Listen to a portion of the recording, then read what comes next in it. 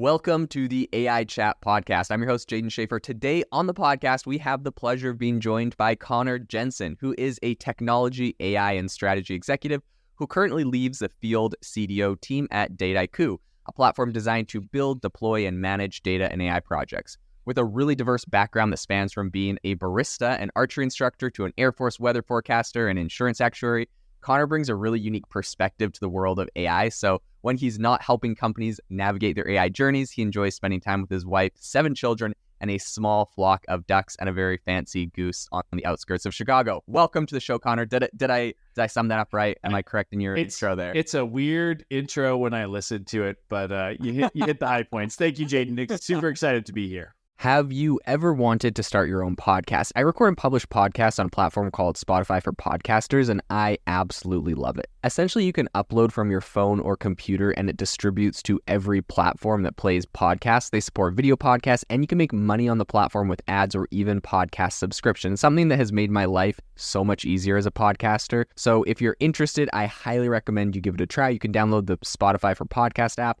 or go to spotify.com/podcasters to get started on your podcast today. Awesome. Well, super happy to have you on the show. For those that don't know, I met Conor back at the AI4 conference earlier this year, was impressed by some of the things he was working on.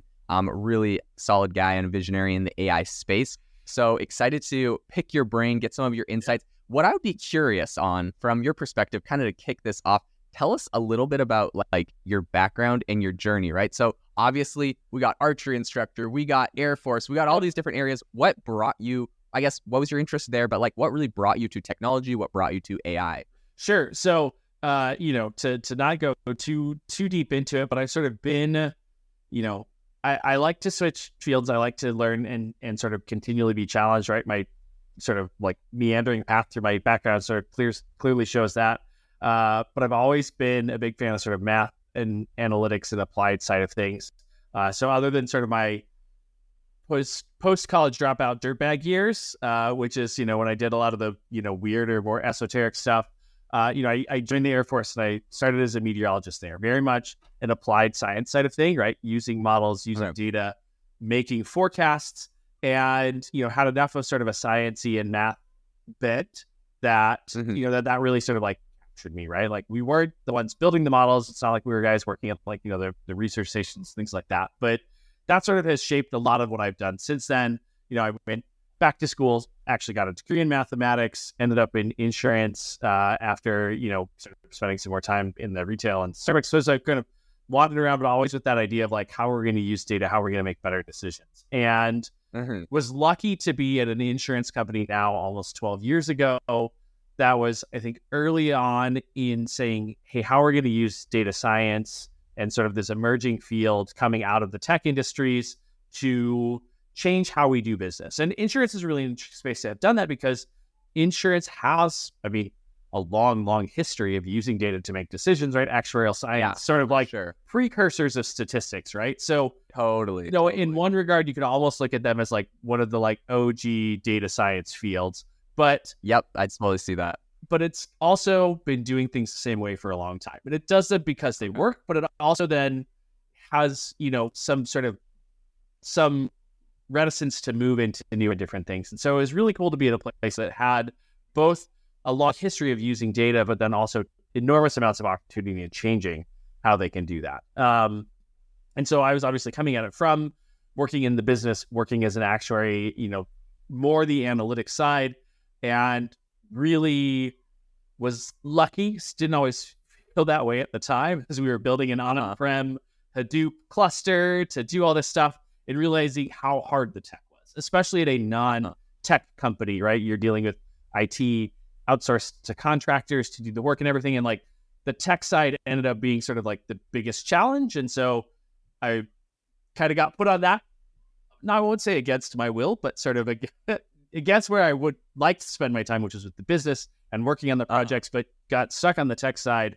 And really then that was a huge opportunity, in retrospect, right? Like honestly, the hardest problems are usually the ones where there's the most opportunity. And so spent, a few years there helping to sort of build the team and the platform, went over to another company to do that, and then moved over to tech now about sort of 6-7 years ago.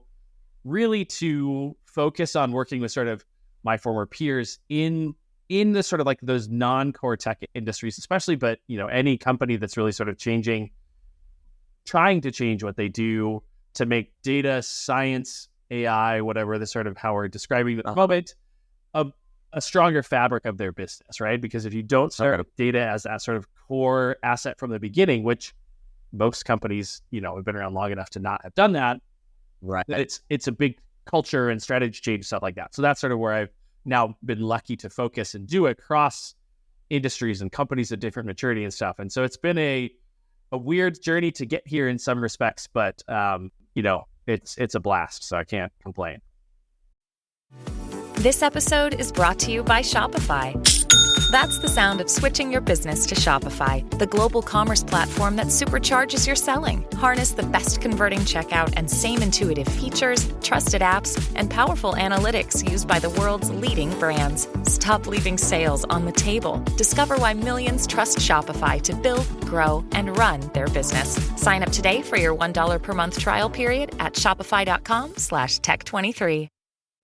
That is awesome. And yeah, I mean, so much of life is about the journey, what brings us there, and the backgrounds we bring from all of that kind of bring us to what we're doing today.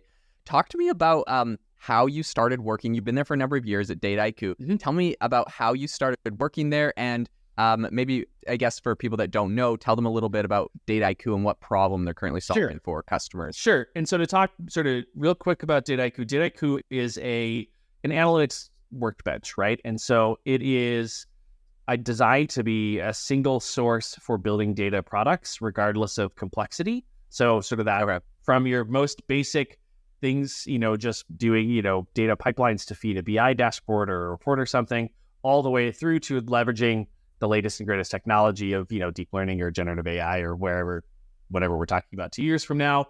We're sort of that framework and that platform that allows you to bring all those different tools and have all your use of different capabilities work on it. So there are the sort of full code capabilities for engineers and data scientists and your more technical people, but also there are, there's a GUI, there are ways for those non-technical users who know the data and know, the business and the problems to also be able to work with it in sort of one platform. And then we sit sort of wherever you want to sit architecturally. We come from the Hadoop space. So that's actually where I met Dataiku, was now almost 7 years ago, doing a POC, looking at it when we were still managing an on-prem cluster. We obviously now have sort of on-prem, in VPCs, a fully SaaS offering, right? So do we cover all those different, deployment capabilities for any industry? Again, we're sort of general purpose. And so that was a big part of the excitement for me when I had the opportunity to come over here was, I'd done this in the military and in the meteorology space and in retail working at Starbucks and then in insurance. And I'd sort of seen different domains walk through this journey of trying to be more data-driven and more AI-driven. And so I really wanted to sort of have that opportunity to go in somewhere where I could look across industries and see what's similar and what's different, right? And the thing that's really my hypothesis going in that so far is, holding sort of true is that there's a lot more similarities than there are differences. Like the use cases may be different from an industry to an industry. Like, so what a finance company wants to work on project-wise is going to be different than what a manufacturing company does, or et cetera. But the structural changes, the cultural changes, the sort of challenges in moving there, I see a lot more similarities across industries than I do see differences, which has been the fun part of sort of sitting on this side of the fence and being able to look across so many different companies at different stages of maturity from all different industries. That's what brought me here, and that's what's keeping me here on this tech side for now. Very cool. Very cool. I would be curious, based off of what you're currently seeing at Dataiku, so the problems you're solving, what are some predictions about changes you see in AI and perhaps AI in the enterprise over the next number of years? Where do you see where do you see things going, changing? What are the big shifts you are forecasting?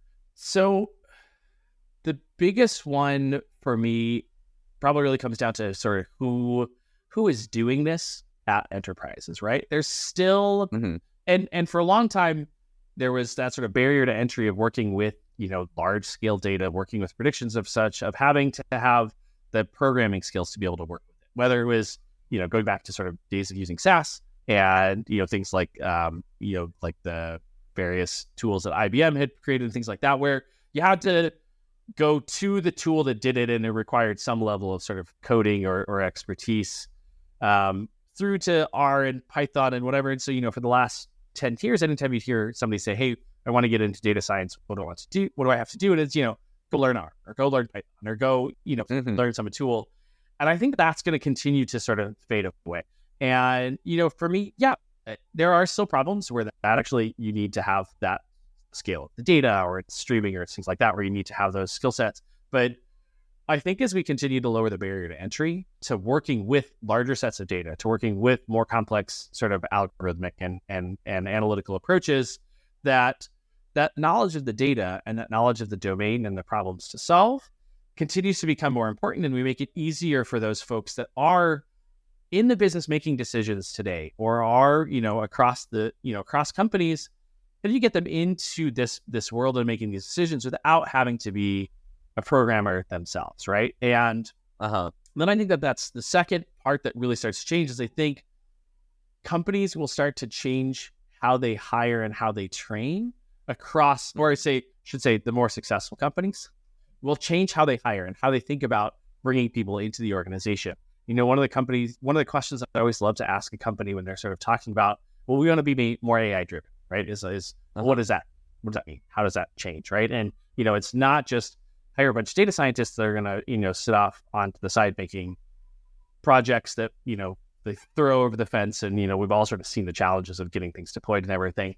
But, I'll ask him, I was like, okay, so what does that mean to you? How does that change? When you talk about being more AI driven, are you going to go out and add to your interview process for hiring salespeople that they know how to work with data, that they use data to make their decisions, and that, that's going to change how you go out to market and sell?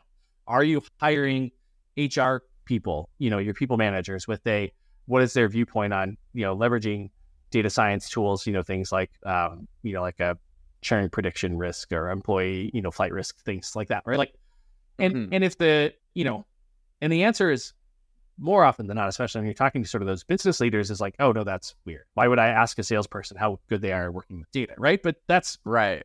If you want a data-driven company, that is everybody. That's not just hiring a bunch of analysts who are building things in the corner. That's an essential component of it. To be fair, right? You need to have those people who can build it, but you can't just create it, right? This isn't the field of dreams. It's not you build it and they will come, right? Like, you need to be hiring people in every facet of your business who are looking to work with data, who are looking to work with analytics and AI products. That's how you have to change it. And I think that we'll start to see, I think there's still a sort of a fundamental gap in many companies and really understanding the need for changing, especially people, right? I think that's actually one of the hardest parts to change. When you think about the technology is hard, right? I don't want to pretend otherwise, maintaining, especially the pace of change of the technology, the sort of today, like working with, one of the three big hyperscaler vendors for your cloud platform is a given, and everybody sort of has their cloud strategy. But, 10 years ago, I spent 6 months trying to get, a company to go onto cloud, and it was a non-starter for a year. And 5 years ago, it started to become more accepted. Today, now it's sort of almost the default. I mean, it's entirely feasible that 10 years from now, nobody goes to any of the three clouds that sort of we go to today. Like, who the hell knows, right? Like, true. So that pace of change of technology is really challenging. And I don't want to underscore that by any means, but like the harder, people are way harder than technology in the end, right? And so if you look at a company that's got, even a small company, right? A company of 1,000 people. And I, not to sort of like air dirty, like, like I look at sort of sometimes even within Dataiku, I'm like, hey, we preach this. You don't even always act that way in sort of like how our hiring decisions, things like that. And we're not that big a company, and we're only 10 years old. So, you look at a big, manufacturer who's got 20,000 employees or 50,000 employees around the world and has been around for 100 or 200 years. Like, you have to change so much, and it's at every layer of the organization. And so that's that change that I think that we'll start to see more companies really start to think about the people side of this holistically across their companies. And then that will play into sort of those lowering those barriers to entry. And then the last thing that, I'll just say is I think that the pace of change will really continue to just Okay. be a ever accelerating challenge, right? I think that that's one thing that we're continuing to have to sort of keep up from. And I'm really curious. I think that, some of the biggest companies in the world will end up really being sort of crushed by the inability to keep pace with the change of the technology, especially when you look at, and coming from, a time in financial services. Financial services has, long been a more data-driven organization. You go back to sort of who were the first adopters of IBM mainframes and decision-making stuff and algorithms. Financial services was certainly one of the biggest areas. And they're still now beholden to some of those tech decisions that they made 50, 60 years ago in some cases. And so like first mover advantage in some cases is actually like trapped companies with, there's all the jokes around that, the entire world global financial system is run on mainframes and Excel. And like, it's a joke that's like kind of scarily true, having lived that side of the fence. And so I believe it. I think that pan continues to get kicked by a lot of companies as, say, oh, well, we want to move off of this, whatever this system that we have, processing customer transactions or so whatever that we bought 50 years ago. We've got all this crazy stuff tied into this, mainframe. And every time you go, hey, we should change that. And, you go, oh, well, it'll be $100 million maybe, right? Like the price tag of these is humongous. And everybody goes, well, what do we get for $100 million?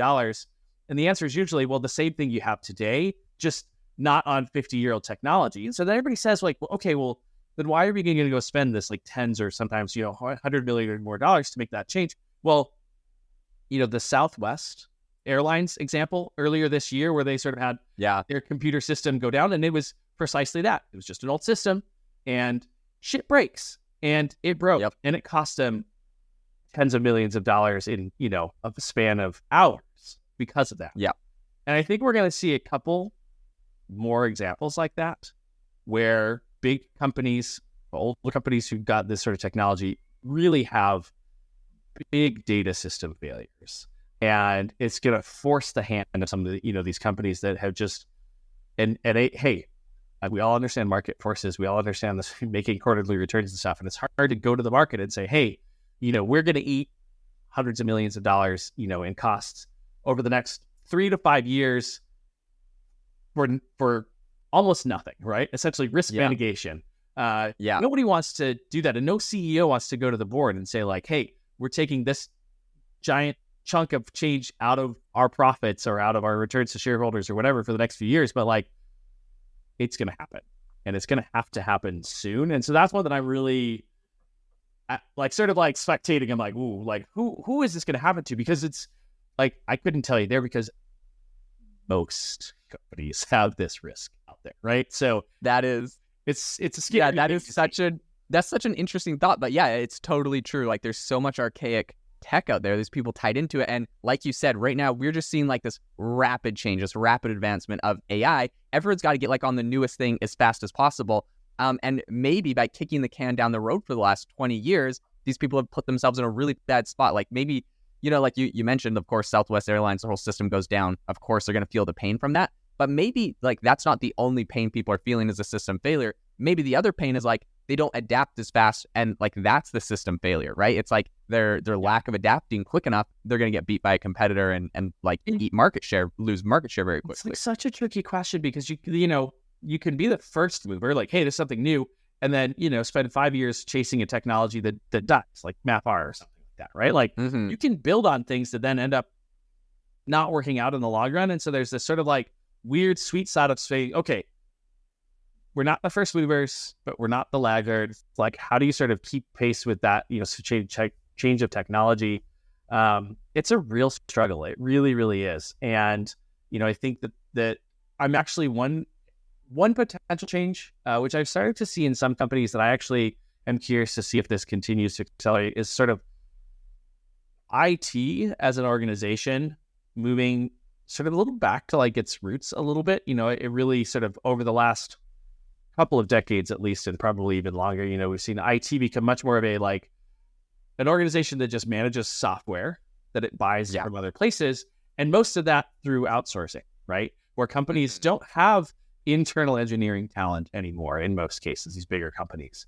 And and maybe I'm biased by the data space where so much of it's built on open source and so much of it, sort of requires that ability to go, to go that direction, is companies are really starting to bring some more of that engineering and talent expertise back in house. I think sometimes they do so from a slightly misguided perspective. Sometimes they build things that they really should go buy, but that thought that you can't just buy all of your software and be successful as a company. I'm curious to see if that shift continues, because we've seen some more insourcing and some more companies beefing out their internal tech a little bit. And I imagine that trend will continue. Very, very interesting. One thing that I've heard you mention in the past, you've talked a little bit about how AI is, instead of, it's more of being evolutionary rather than kind of a sudden overhaul. We're talking about the path to AI for companies. I wonder if you could talk a little bit about that, and at the same time talk about some of the common points of failure in AI projects and how those can be avoided. Yeah, so the evolutionary idea, it's something that I sort of have been mulling over for a while, sort of like watching like what makes a company successful or not successful and the changes, right? And you hear people sort of talk big pronouncements about like, we're gonna like overhaul everything and be more AI driven, and now we're an AI first company and stuff. And I think it's usually just words for the street, but Sure, yeah. It's interesting to see what does work and what is successful and what does push things out. And it is a change that takes time.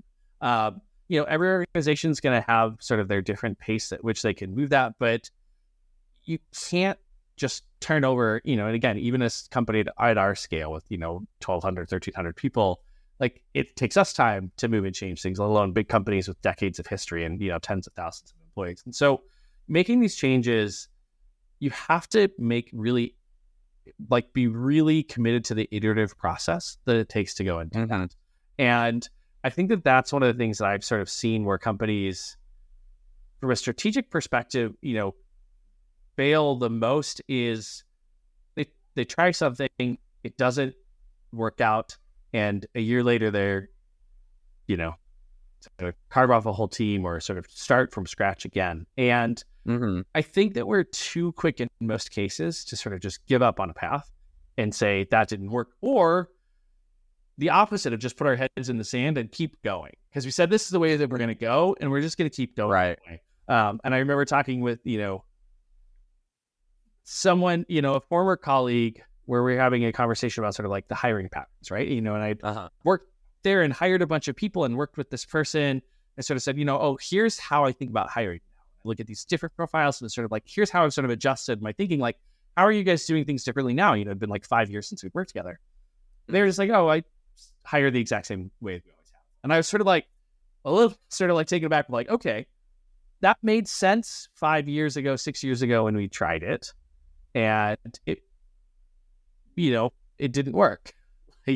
Right. Like, that team is not where you wanted it to be. Part of the reason that I didn't work there anymore. And you sort of say like, okay, like, why are you still doing something the same way? I get why we tried it and it made sense. Right. So like, it's weird that you sort of end up with these two, either like companies are like, we gave it 6 months and it doesn't work, throw it away.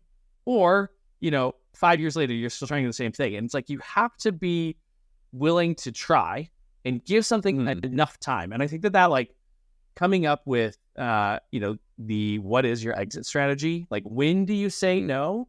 But like, you have to give it enough time to try it out. But then you have to have a plan for then saying, here's when we're going to say, nope, this isn't the path. And we need to tweak and to turn into that. And so that like evolutionary idea, like you have to be trying things, you have to be iterating, but it's a slow process. It's a process of years. It's not a process of months. And so watching that sort of play out in different companies, I think has been really interesting to see some of those things that work and some of those that don't, but that like embracing that sometimes this will work and sometimes it's going to fail. And like, how are we going to decide if it's working or if it's failing? And then if it's not working, what's the decision process for iterating on that? I think far too often we just sort of make a plan that's, good for 3 or 5 years, and either we stick to it all the way through, or if it doesn't work, we just say that it didn't work and we just sort of go away completely, rather than having a process for like iteratively working on and changing and then updating how we're approaching it. Yeah, I think that's such an important part of creating, like, it's the fine line between having innovation, but also you move too early and, you have those kind of issues. So many different interesting things.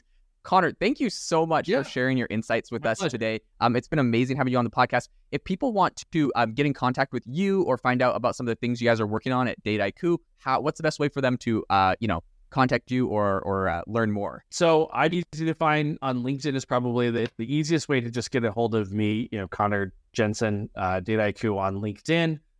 You can go to our website, www.dataiku.com. There's about a million different pronunciations out there, but that's the place to find us.